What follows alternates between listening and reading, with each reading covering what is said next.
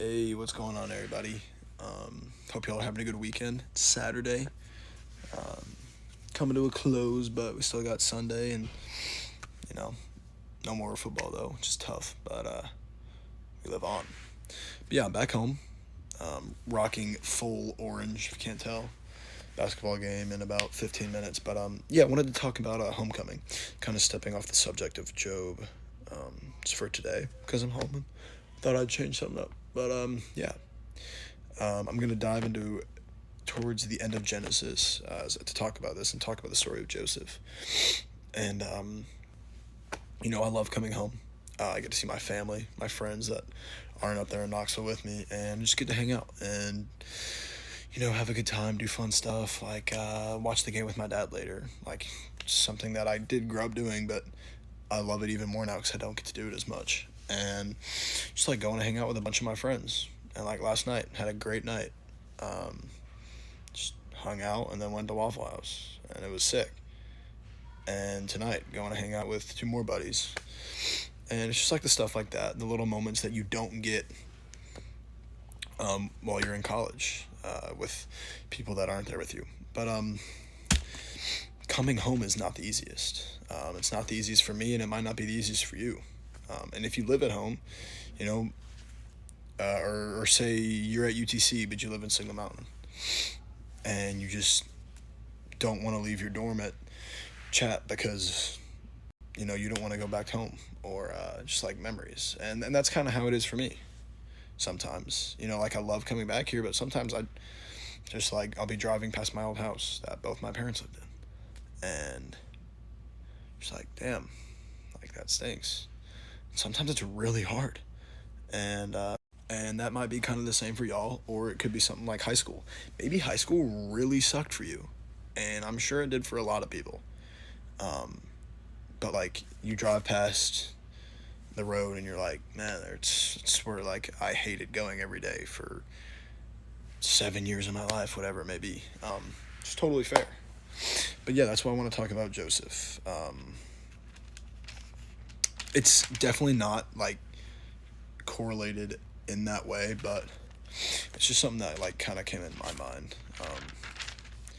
And like in total, I want to talk about like forgiveness, but like also kind of like tying homecoming into it. So that's what we're gonna do. So Jacob, or Israel, had 12 sons, and one was named Joseph, and he was about 17 at the time this is all happening.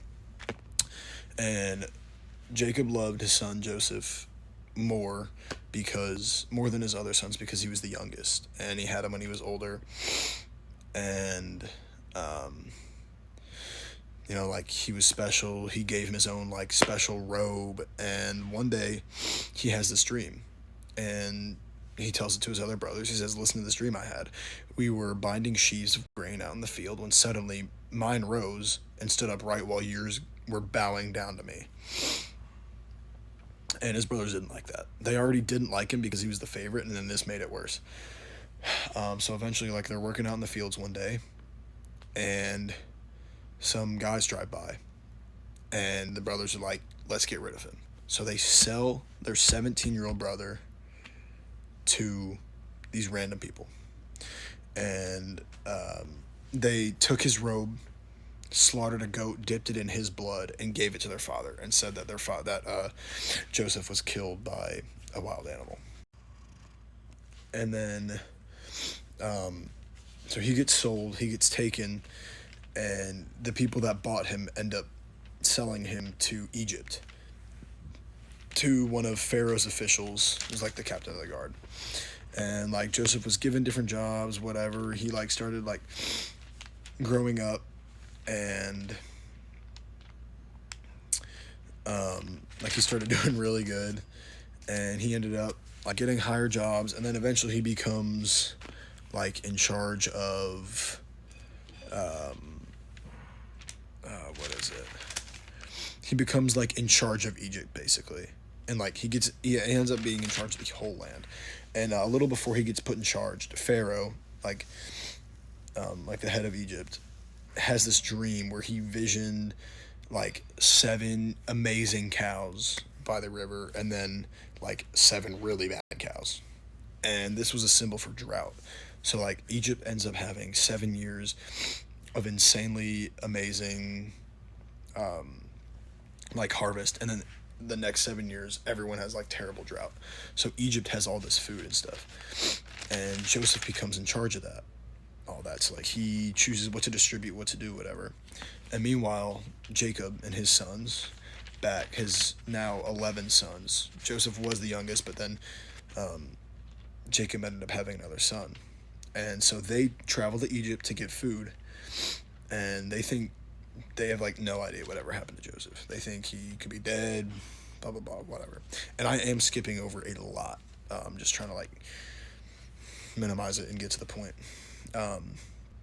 But when Joseph's brothers arrived, they bowed down to him with their faces to the ground. And as soon as Joseph saw his brothers, this is in Genesis 42. This is verse 6. 6 through about 8. He recognized them, and he asked them like where they come from, and they say the land of Canaan. And although Joseph recognized his brothers, they had no idea who he was. And like he said, they say they're here to buy food, and he calls them spies. Joseph accuses them of being spies, and they're like, no, we're just 12 brothers, but the youngest is still with our dad. So Jacob sent the 10 brothers to go get food, kept the youngest one here with them, and then obviously Joseph is the 12th. And then he ends up telling them, like, you got to leave one brother here, the rest of you go back, get your youngest brother, like, he's got to be here. And if they don't, like, something bad's gonna happen. And they think they're being punished, whatever, because they sinned against the other younger brother. Or was it Joseph? I don't remember. But, so they go back home, and, like, he's like, do this, and I'll know if you're being honest. So they go back home, and, like, obviously the famine was really bad, and the drought. So, like, they ate all their stuff they got from Egypt, and then they had to go back, and obviously their brother was still back there. And his dad was like, why'd you go through this trouble doing this? I'm like telling you another brother. And so, like, the brothers gave them silver and to pay for the food. They gave them the food, but Joseph told them to put the silver back in the sack, and they didn't know about that. So when they come back with the brother, they're like, we didn't know this happened. We didn't steal, blah, blah, blah. Yeah, I'm kind of dragging this on, so I'm going to get to the point. And then, so basically, it goes through all this, and, like, Joseph is constantly, like, seeing his brothers, and it's, like, tearing him apart. It's painful to him. And he's going through this pain this entire time. And eventually, it gets to the point where he makes himself known. And it says in 45, then Joseph could no longer control himself before all his attendants. And he ends up saying, like, verse 3 says, Joseph said this to his brothers, I am Joseph. Is my father still living? But his brothers were not able to answer him because they were terrified at his presence. He then says, come close to me. I'm your brother Joseph, the one you sold into Egypt. And now do not be distressed, and do not be angry with me, or do not be angry with yourselves for selling me here, because it was to save lives that God sent me ahead of you. And, eventually, like, they get the dad, and they all bring him to Egypt, and they all live, like, happily ever after, basically, in a way. But my main point in this is, obviously, Joseph was wronged by his brothers, and they did something to him that, like, really hurt him, and they thought that he could never forgive him for. He thought they could never forgive him for, and they thought there would be no forgiveness in there. But, they come back, and Joseph sees it. He realizes, like, wow, these are still my brothers, and I love them. And, he makes himself known, and he forgives them. And that is the most powerful thing that you can do, is forgive someone that wronged you in one of the worst ways possible. And, like, coming home, and you remember all this stuff, and, like, maybe you see these new people, and we just gotta, what God wants us to do And what God wants us to do is forgive.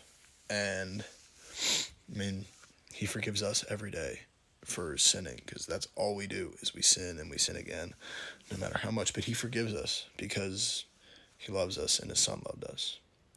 But that's my main message is, it's like when you come home, and even if it's like, no matter what it is, like, there's no point in holding this super strong burden against someone, like, when you can just forgive them.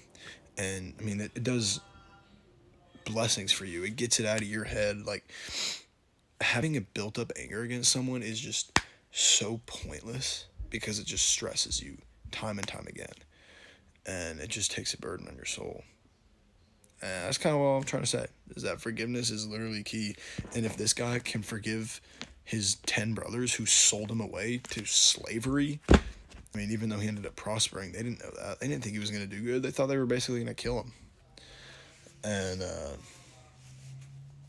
yeah, that's all I'm asking is forgiveness, within all, like, the madness and whatever bad memories you have of here, or, like, from people and stuff. Just forgive. I promise you, it makes everything so much easier. Y'all have a great day.